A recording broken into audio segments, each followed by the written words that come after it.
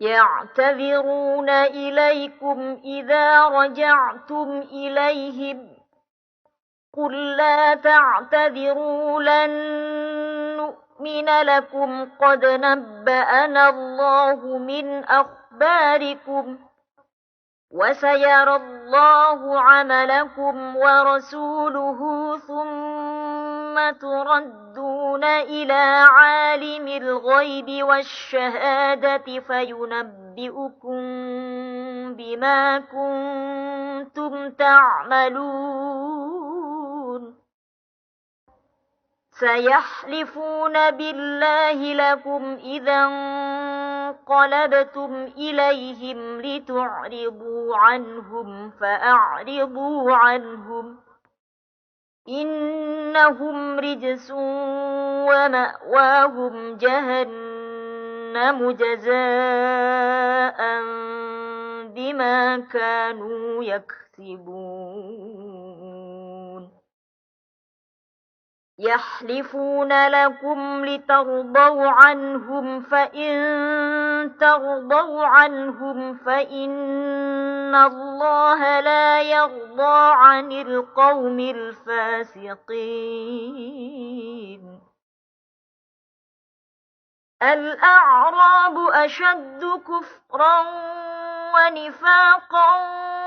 وأجدر ألا يعلموا حدود ما أنزل الله على رسوله والله عليم حكيم ومن الأعراب من يتخذ ما ينفق مغرما ويتربص بكم الدوائر عليهم دائرة السوء والله سميع عليم ومن الأعراب من يؤمن بالله واليوم الآخر ويتخذ ما ينفق قربات عند الله وصلوات الرسول ألا إنها قربة لهم سيدخلهم الله في رحمته إن الله غفور رحيم والسابقون الأولون من المهاجرين والأنصار والذين اتبعوهم بإحسان رضي الله عنهم ورضوا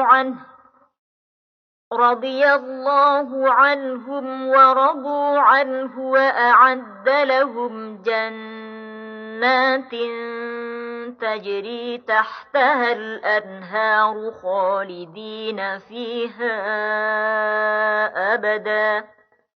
ذلك الفوز العظيم وممن حولكم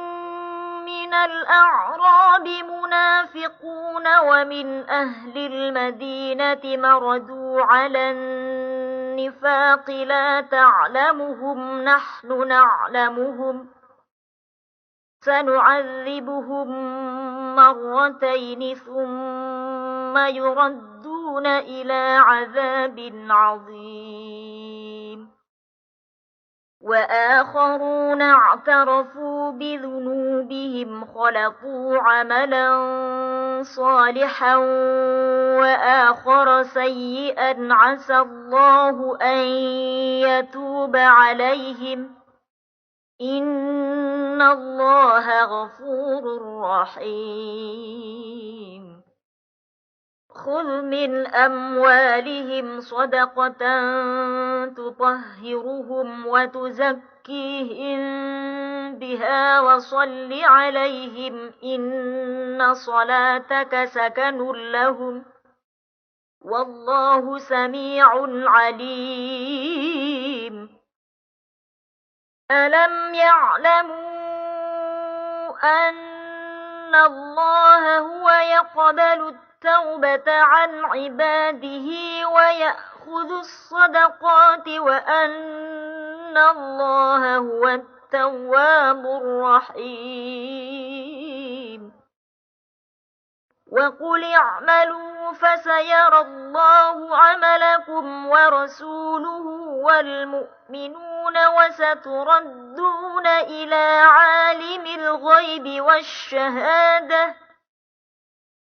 وستردون إلى عالم الغيب والشهادة فينبئكم بما كنتم تعملون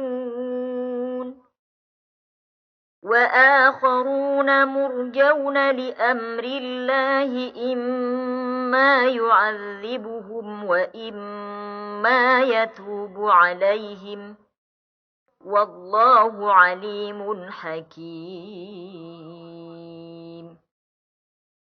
والذين اتخذوا مسجدا ضرارا وكفرا وتفريقا بين المؤمنين وإرصادا لمن حارب الله ورسوله من قبل وليحلفن إن أردنا إلا الحسنى والله يشهد إنهم لكاذبون لا تقم فيه أبدا لمسجد أسس على التقوى من أول يوم أحق أن تقوم فيه رجال يحبون أن يتطهروا والله يحب المطهرين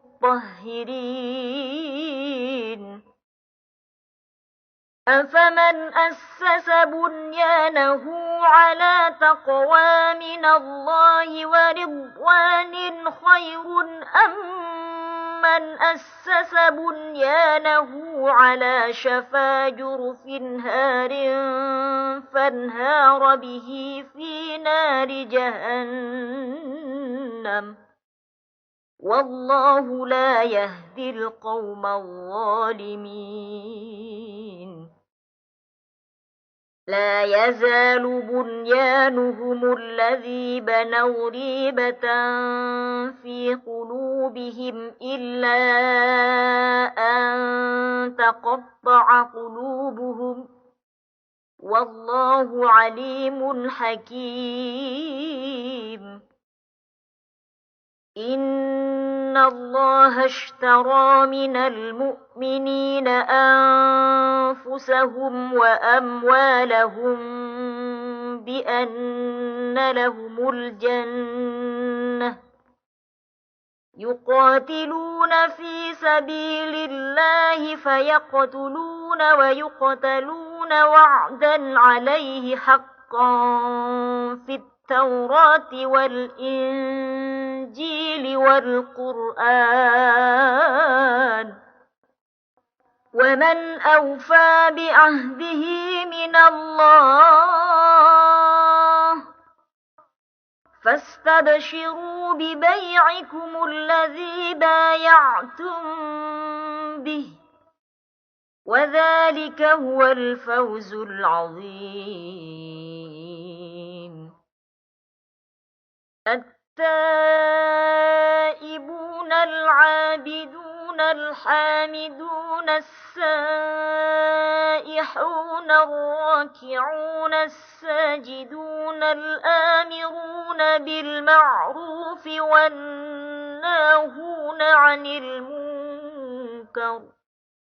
والناهون عن المنكر والحافظون لحدود الله وبشر المؤمنين ما كان للنبي والذين آمنوا أن يستغفروا للمشركين ولو كانوا أولي قربى من بعد ما تبين لهم أنهم أصحاب الجحيم وما كان استغفار إبراهيم لأبيه إلا عن موعدة وعدها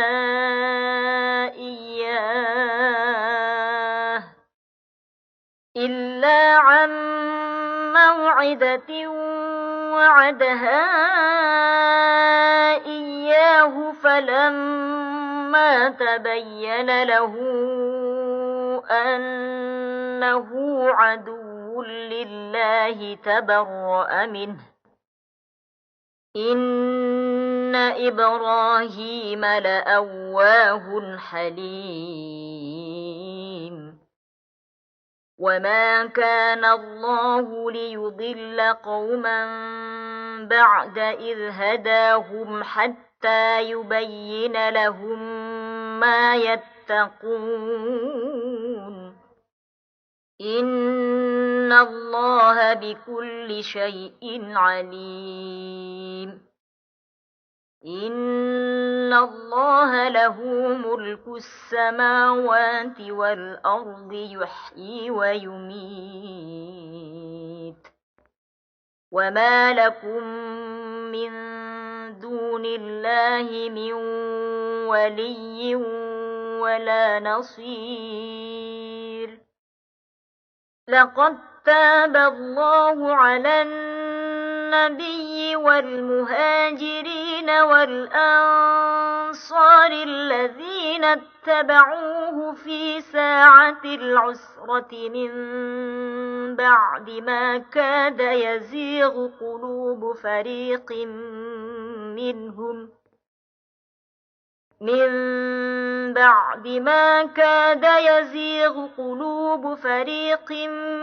منهم ثم تاب عليهم إنه بهم رءوف رحيم وعلى الثلاثة الذين خلفوا حتى إذا ضاقت عليهم الأرض بما رحبت وضاقت عليهم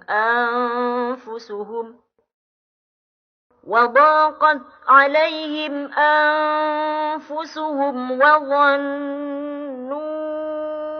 أن لا ملجأ من الله إلا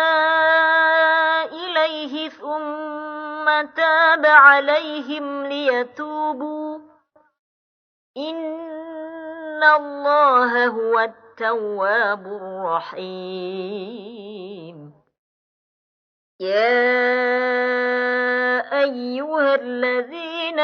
آمنوا اتقوا الله وكونوا مع الصادقين ما كان لأهل المدينة ومن حولهم من الأعراب أن يتخلفوا عن رسول الله ولا يرغبوا بأنفسهم عن نفسه ذلك بأنهم لا يصيبهم ظمأ ولا نصب ولا مخمصة في سبيل الله ولا يطؤون موطئا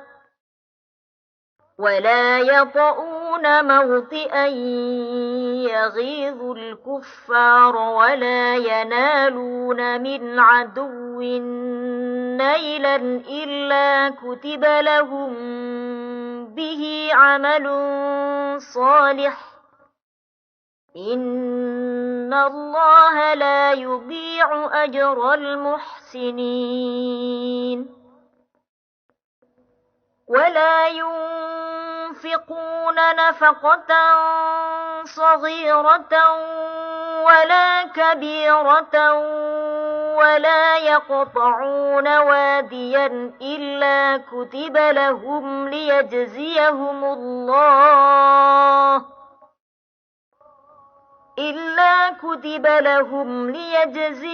الله أحسن ما كانوا يعملون. وما كان المؤمنون لينفروا كافة فلولا نفر من كل فرقة منهم طائفة ليتفقهوا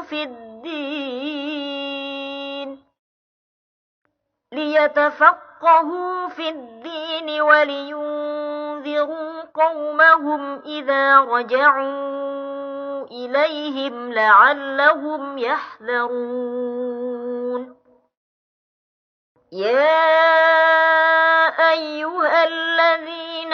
آمنوا قاتلوا الذين يلونكم من الكفار وليجدوا فيكم غلظة واعلموا أن الله مع المتقين. وإذا ما أنزلت سورة فمنهم من يقول أيكم زادته هذه إيمانا فأما الذين آمنوا فزادتهم إيمانا وهم يستبشرون. وأما الذين في قلوبهم مرض فزادتهم رجسا إلى رجسهم وماتوا وهم كافرون. أولا يرون أنهم يفتنون في كل عام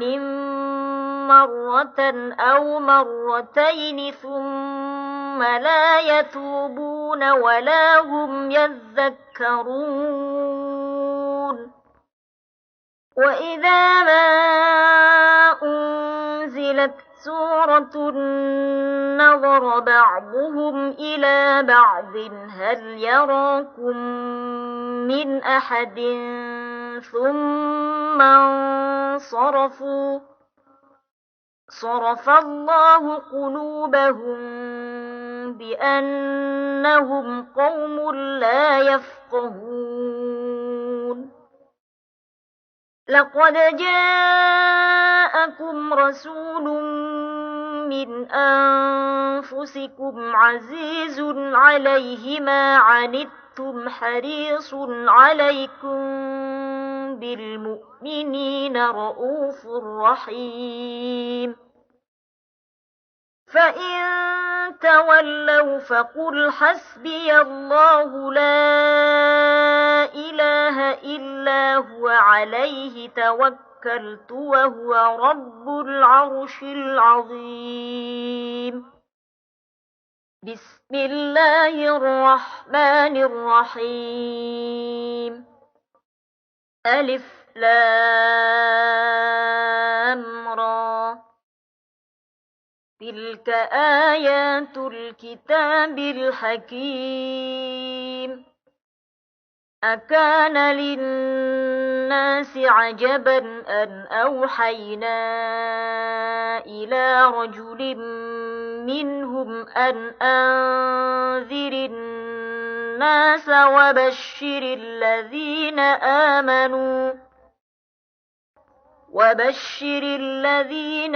آمنوا أن لهم قدم صدق عند ربهم.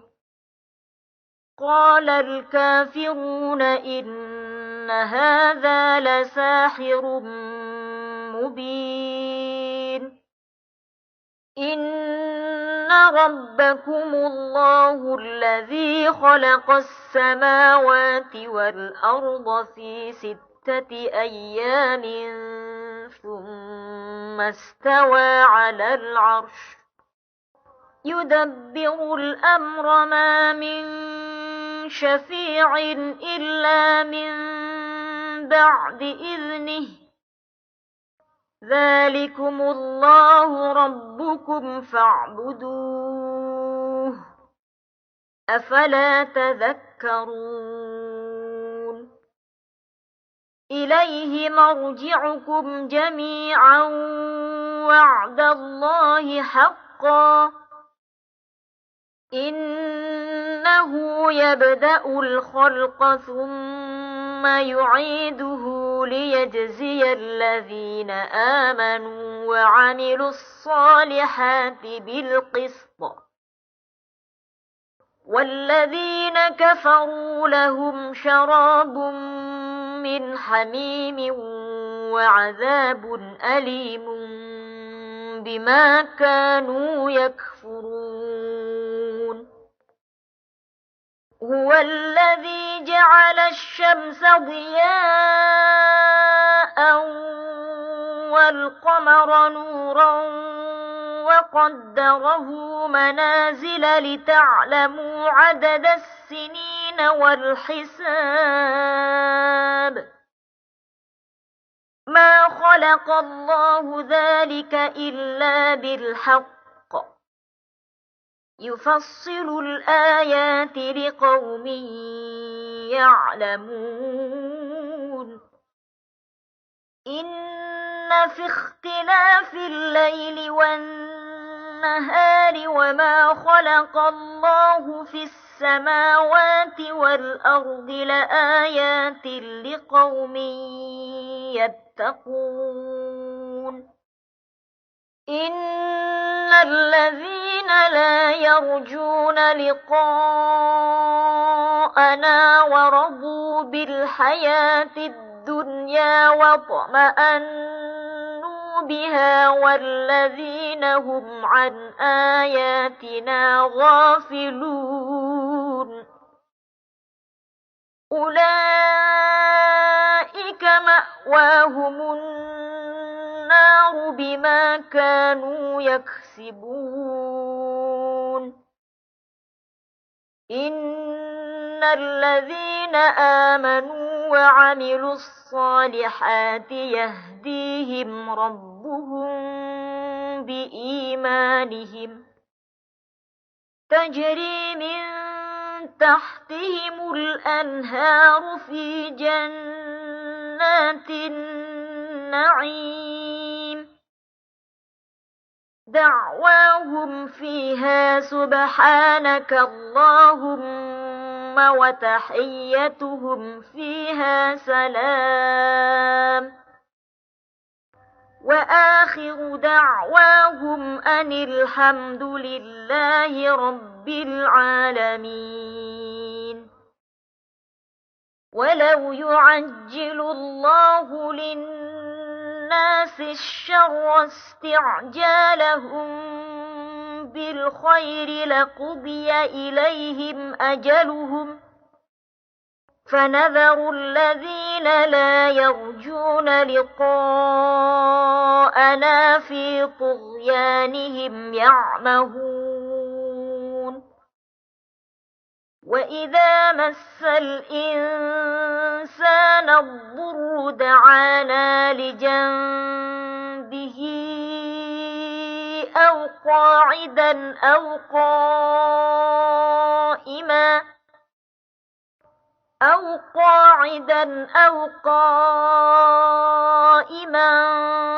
فلما كشفنا عنه ضره مر كأن لم يدعنا إلى ضر مسه كذلك زين للمسرفين ما كانوا يعملون ولقد أهلكنا القرون من قبلكم لما ظلموا وجاءتهم رسلهم بالبينات وما كانوا ليؤمنوا كذلك نجزي القوم المجرمين ثم جعلناكم خلائف في الأرض من بعدهم لننظر كيف تعملون وإذا تتلى عليهم آياتنا بينات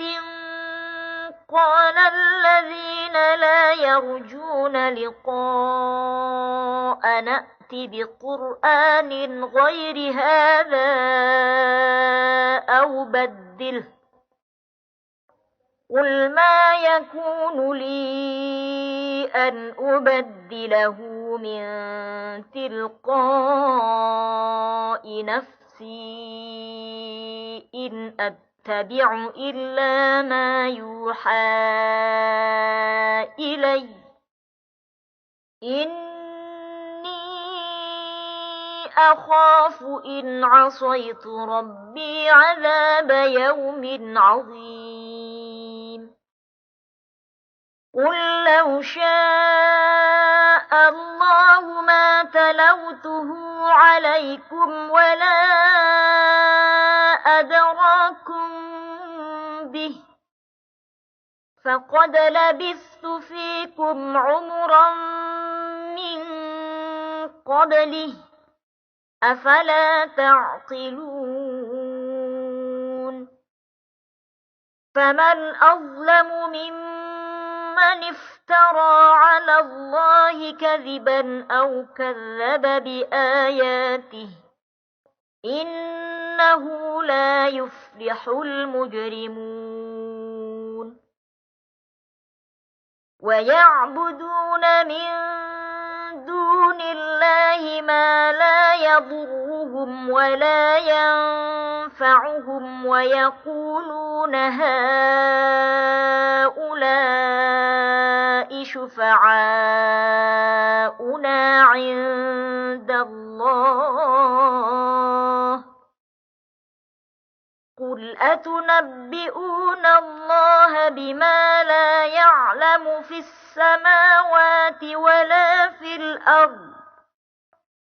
سبحانه وتعالى عما يشركون وما كان الناس إلا أمة واحدة فاختلفوا ولولا كلمة سبقت من ربك لقضي بينهم فيما فيه يختلفون ويقولون لولا أنزل عليه آية من ربه فقل إنما الغيب لله فانتظروا إني معكم من المنتظرين وإذا أذقنا الناس رحمة من بعد ضراء مستهم إذا لهم مكر في آياتنا قل الله أسرع مكرا إن رسلنا يكتبون ما تمكرون هو الذي يسيركم في البر والبحر حتى إذا كنتم في الفلك وجرين بهم بريح طيبة وفرحوا بها جاءتها ريح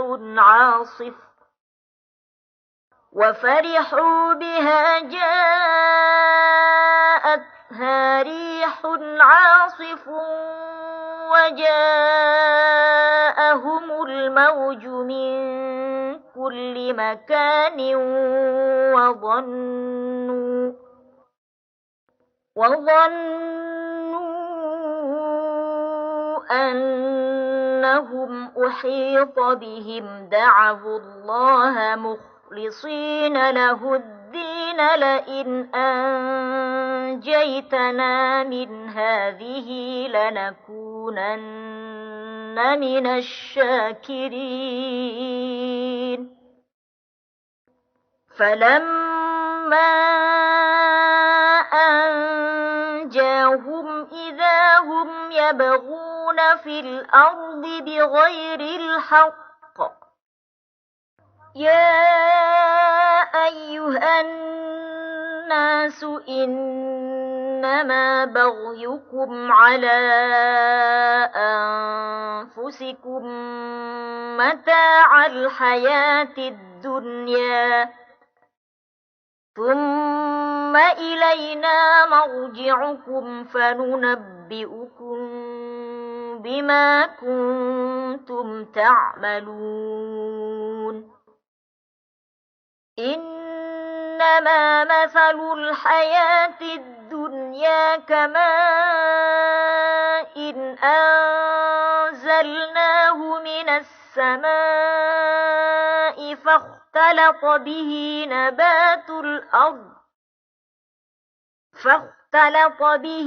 نبات الأرض مما يأكل الناس والأنعام حتى إذا أخذت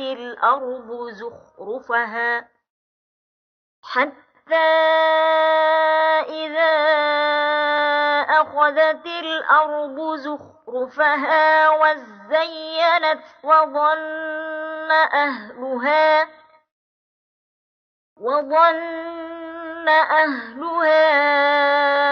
أنهم قادرون عليها أتاها أمرنا ليلا أو نهارا فجعلناها حصيدا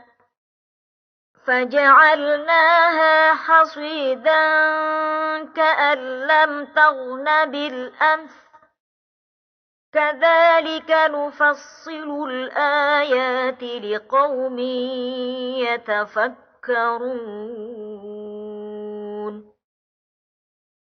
والله يدعو إلى دار السلام ويهدي من يشاء إلى صراط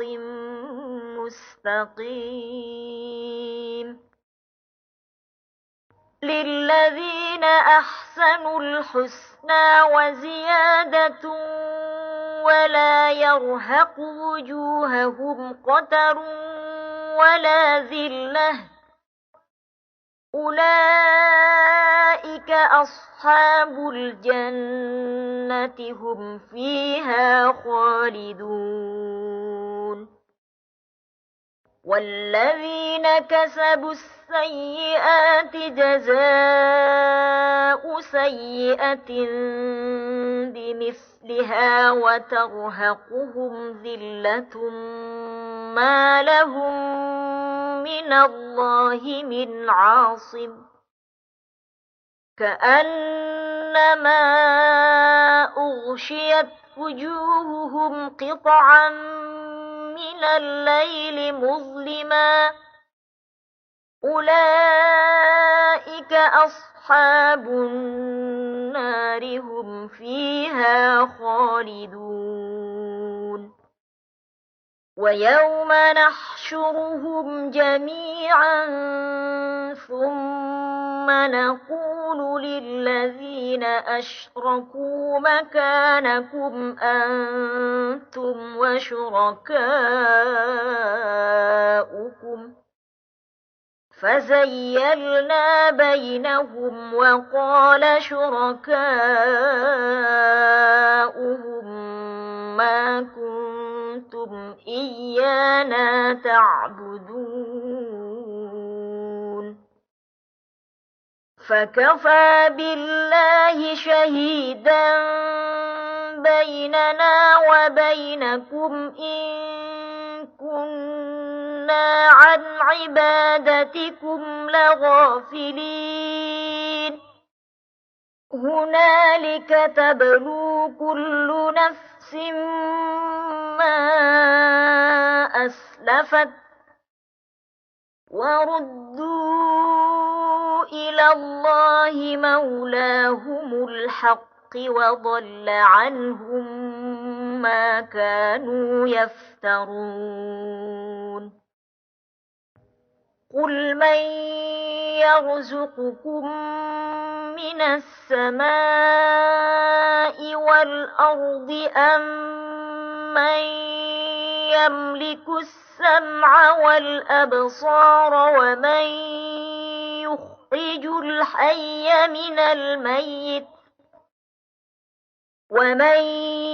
يخرج الحي من الميت ويخرج الميت من الحي ومن يدبر الأمر فسيقولون الله فقل أفلا تتقون فذلكم الله ربكم الحق فماذا بعد الحق إلا الضلال فأنى تصرفون كذلك حقت كلمة ربك على الذين فسقوا أنهم لا يؤمنون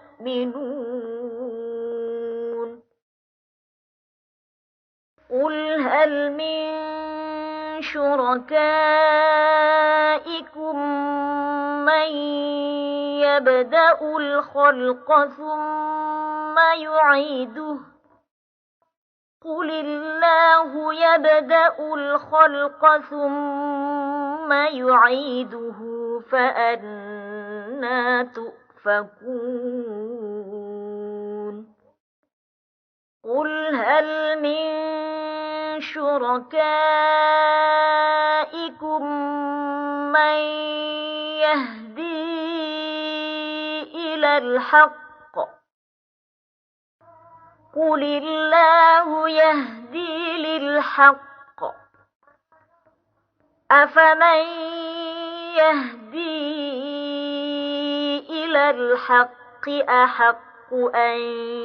يتبع أم من لا يهدي إلا أن يهدى فما لكم كيف تحكمون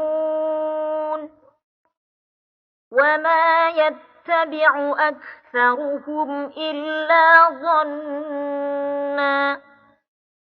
إن الظن لا يغني من الحق شيئا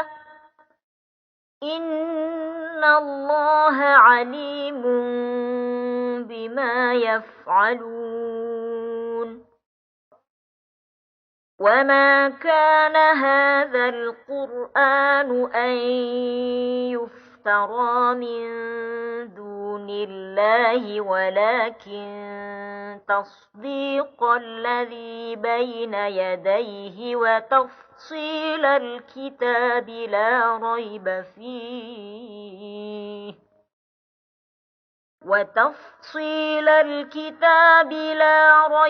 فيه من رب العالمين أم يقولون افتراه قل فأتوا بسورة مثله وادعوا من استطعتم من دون الله إن كنتم صادقين بل كذبوا بما لم يحيطوا بعلمه ولما يأتهم تأويله كذلك كذب الذين من قبلهم فانظر كيف كان عاقبة الظالمين ومنهم من يؤمن به ومنهم من لا يؤمن به وربك أعلم بالمفسدين وإن كذبوك فقل لي عملي ولكم عملكم أنتم بريئون مما أعمل وأنا بريء مما تعملون ومنهم من يستمعون إليك أفأنت تسمع الصم ولو كانوا لا يعقلون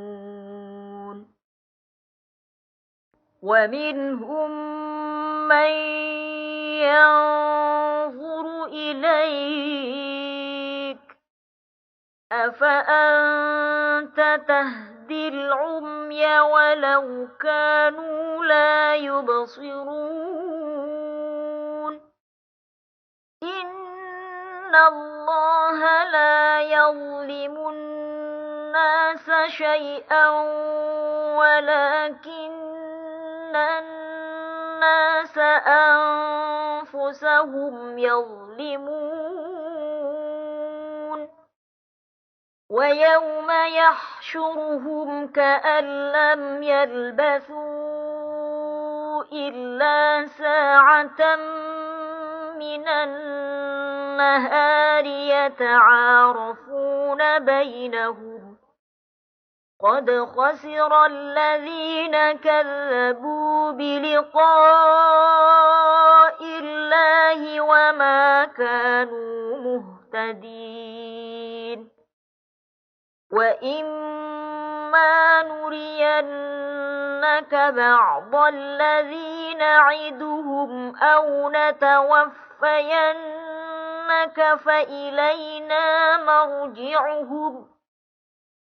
فإلينا مرجعهم ثم الله شهيد على ما يفعلون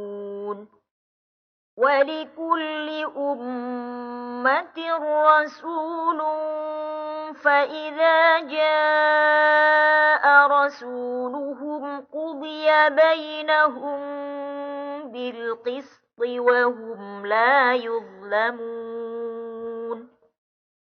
ويقولون متى هذا الوعد إن كنتم صادقين قل لا أملك لنفسي ضرا ولا نفعا إلا ما شاء الله لكل أمة أجل إذا جاء أجلهم فلا يستأخرون ساعة ولا يستقدمون قل أرأيتم إن أتاكم عذابه بياتا أو نهارا ماذا يستعجل منه المجرمون أثم إذا ما وقع آمنتم به الآن وقد كنتم به تستعجلون ثم قيل للذين ظلموا فذوقوا عذاب الخلد هل تجزون إلا بما كنتم تكسبون ويستنبئونك أحق هو قل إي وربي إنه لحق وما أنتم بمعجزين ولو أن لكل نفس ظلمت ما في الأرض لافتدت به وأسروا الندامة لما رأوا العذاب وقضي بينهم بالقسط وهم لا يظلمون ألا إن لله ما في السماوات والأرض ألا إن وعد الله حق ولكن أكثرهم لا يعلمون هو يحيي ويميت وإليه ترجعون يا أيها الناس قد جاءتكم موعظة من ربكم وشفاء لما في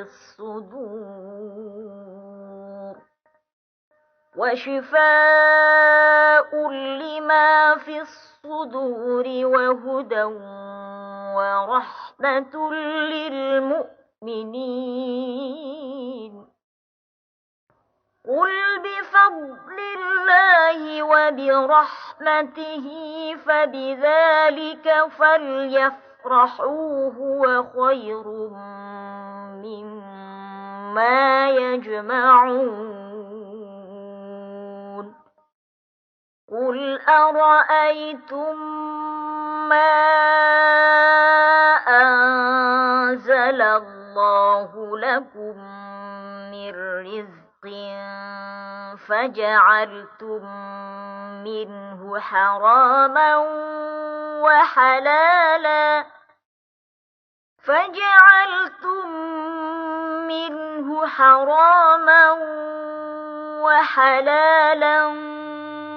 قل الله أذن لكم أم على الله تفترون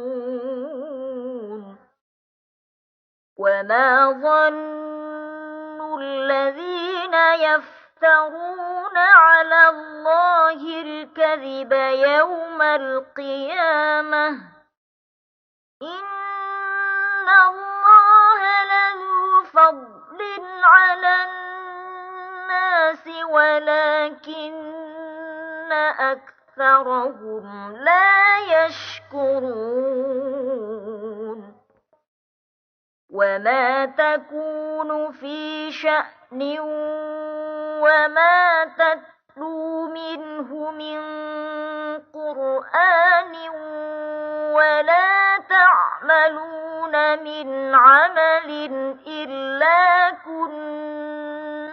عليكم شهودا إذ تفيضون فيه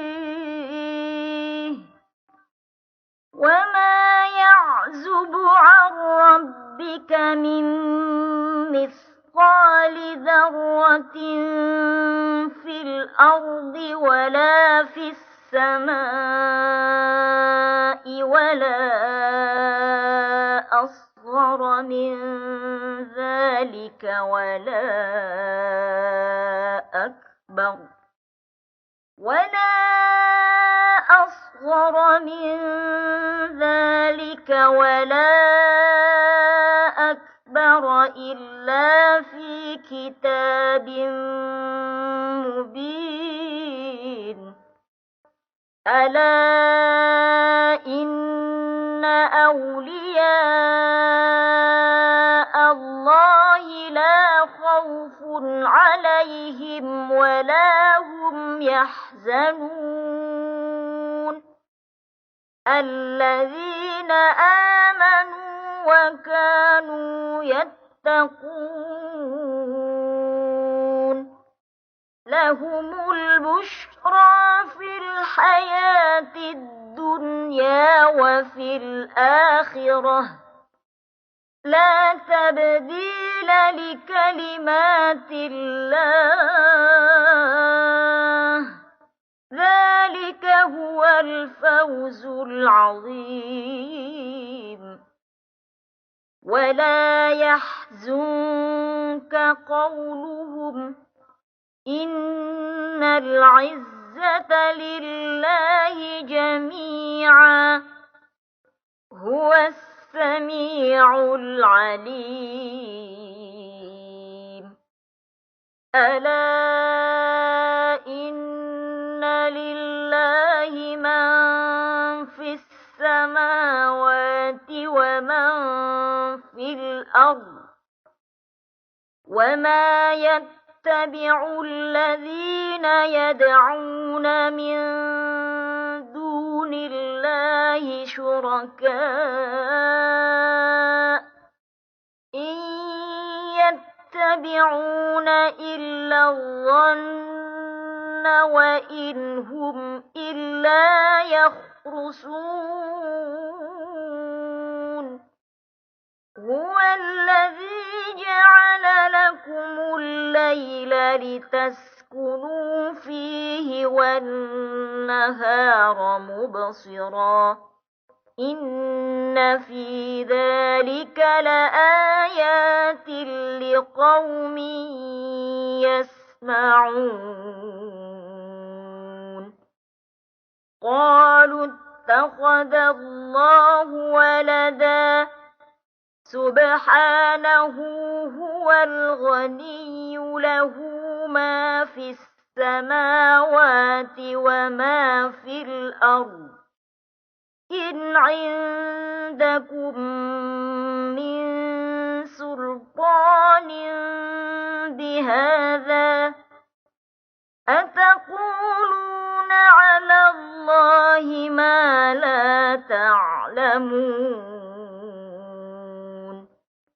قل إن الذين يفترون على الله الكذب لا يفلحون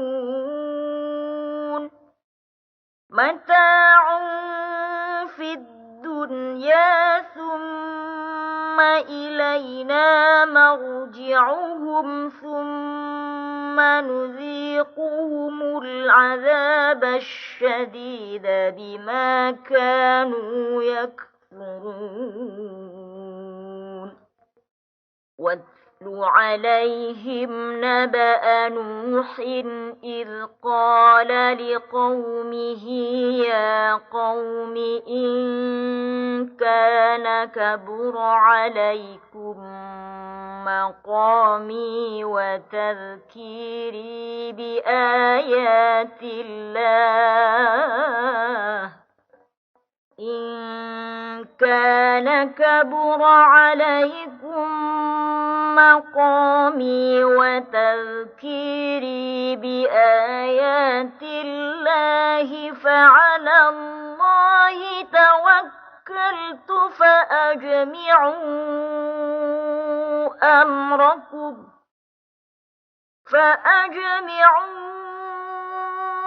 أمركم وشركاءكم ثم لا يكن أمركم عليكم غمة ثم قضوا إلي ولا تنظرون فإن توليتم فما سألتكم من أجر إن أجري إلا على الله وأمرت أن أكون من المسلمين فكذبوه فنجيناه ومن معه في الفلك وجعلناهم خلائف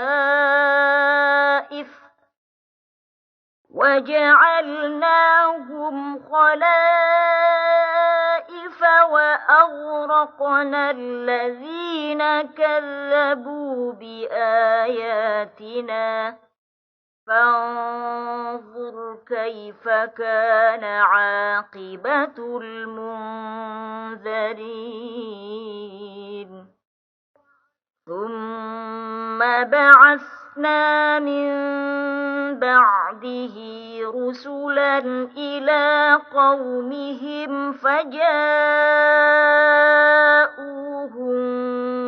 بالبينات فما كانوا ليؤمنوا بما كذبوا به من قبل كذلك نطبع على قلوب المعتدين ثم بعثنا من بعدهم موسى وهارون إلى فرعون وملئه بآياتنا فاستكبروا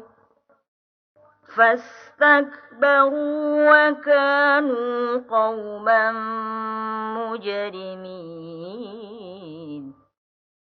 فلما جاءهم الحق من عندنا قالوا إن هذا لسحر مبين قال موسى أتقولون للحق لما جاءكم أسحر هذا ولا يفلح الساحرون قالوا أجئتنا لتلفتنا عما وجدنا عليه آباءنا وتكون لكما الكبرياء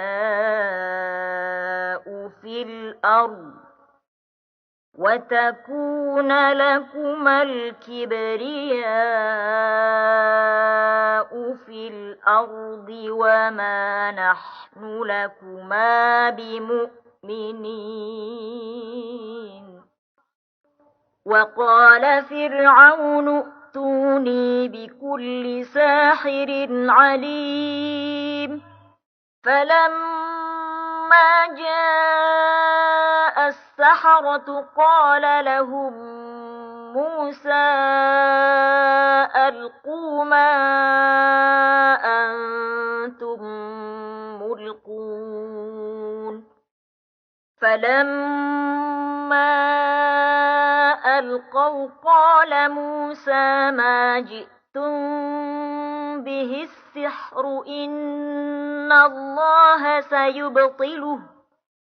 إن الله لا يصلح عمل المفسدين ويحق الله الحق بكلماته ولو كره المجرمون فما آمن لموسى إلا ذرية من قومه على خوف من فرعون وملئهم أن يفتنهم وإن فرعون لعال في الأرض وإنه لمن المسرفين وقال موسى يا قوم إن كنتم آمنتم بالله فعليه توكلوا إن كنتم مسلمين فقالوا على الله توكلنا ربنا لا تجعلنا فتنة للقوم الظالمين ونجنا برحمتك من القوم الكافرين وأوحينا إلى موسى وأخيه أن تبوأ لقومكما بمصر بيوتا وجعلوا بيوتكم قبلة وأقيموا الصلاة وبشر المؤمنين وقال موسى ربنا إنك آتيت فرعون وملأه زينة وأموالا في الحياة الدنيا ربنا ليضلوا عن سبيلك ربنا اطمس على أموالهم واشدد على قلوبهم فلا يؤمنوا حتى يروا العذاب الأليم قال قد أجيبت دعوتكما فاستقيما ولا تتبعان سبيل الذين لا يعلمون وجاوزنا ببني إسرائيل البحر فأتبعهم فرعون وجنوده بغيا وعدوا حتى إذا أدركه الغرق قال آمنت أنه لا إله إلا الذي آمنت به بنو إسرائيل وأنا من المسلمين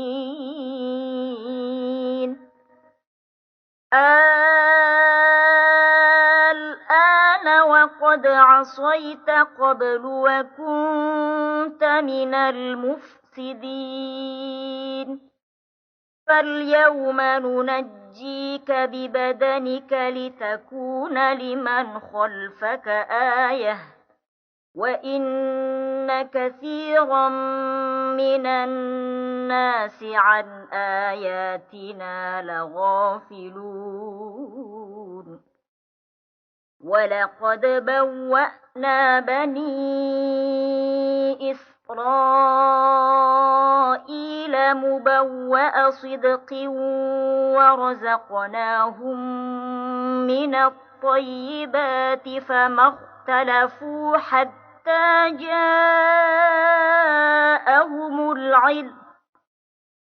إن ربك يقضي بينهم يوم القيامة فيما كانوا فيه يختلفون فإن كنت في شك مما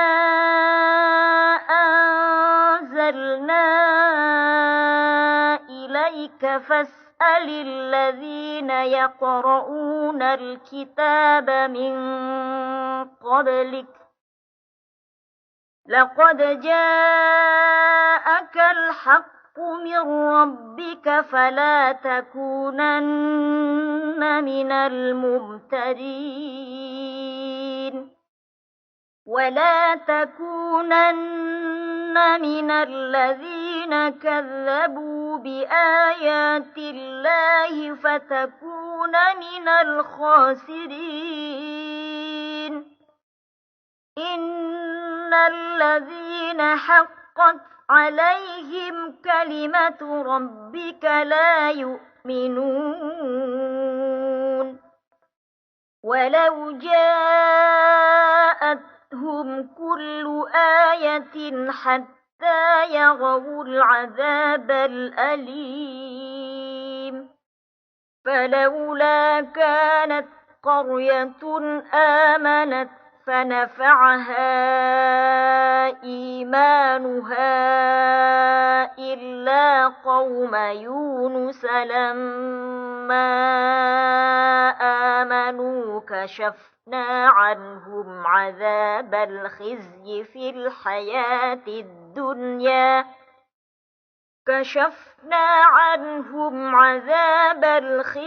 في الحياة الدنيا ومتعناهم إلى حين ولو شاء ربك لآمن من في الأرض كلهم جميعا أفأنت تكره الناس حتى يكونوا مؤمنين وما كان لنفس أن تؤمن إلا بإذن الله ويجعل الرجس على الذين لا يعقلون قل انظروا ماذا في السماوات والأرض وما تغني الآيات والنذر عن قوم لا يؤمنون فهل ينتظرون إلا مثل أيام الذين خلوا من قبلهم قل فانتظروا إني معكم من المنتظرين ثم ننجي رسلنا والذين آمنوا كذلك حقا علينا ننجي المؤمنين قل يا أيها الناس إن كنتم في شك من ديني فلا أعبد الذين تعبدون من دون الله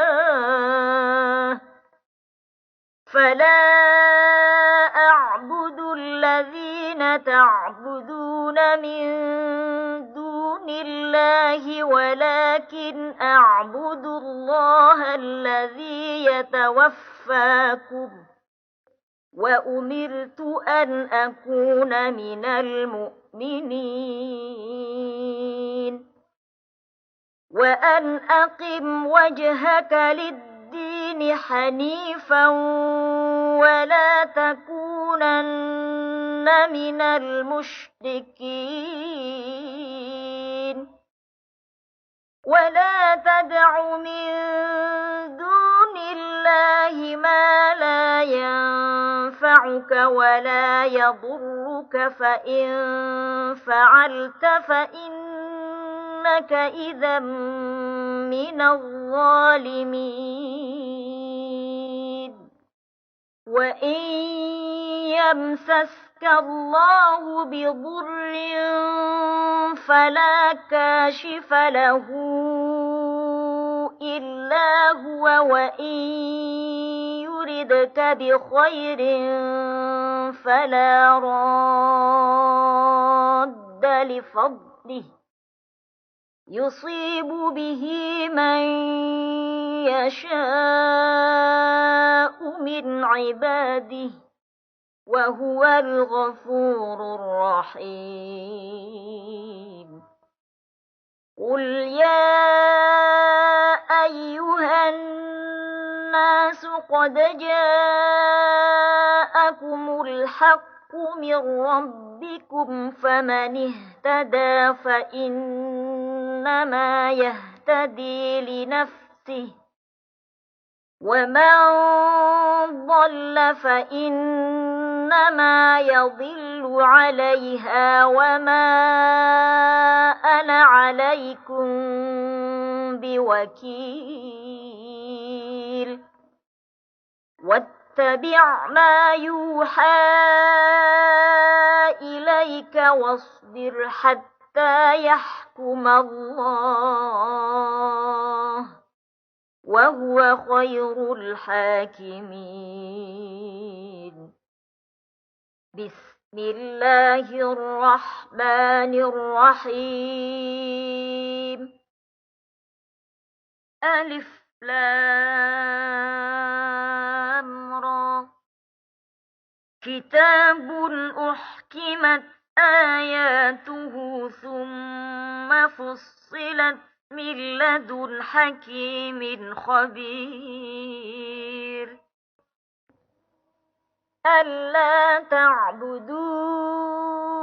إلا الله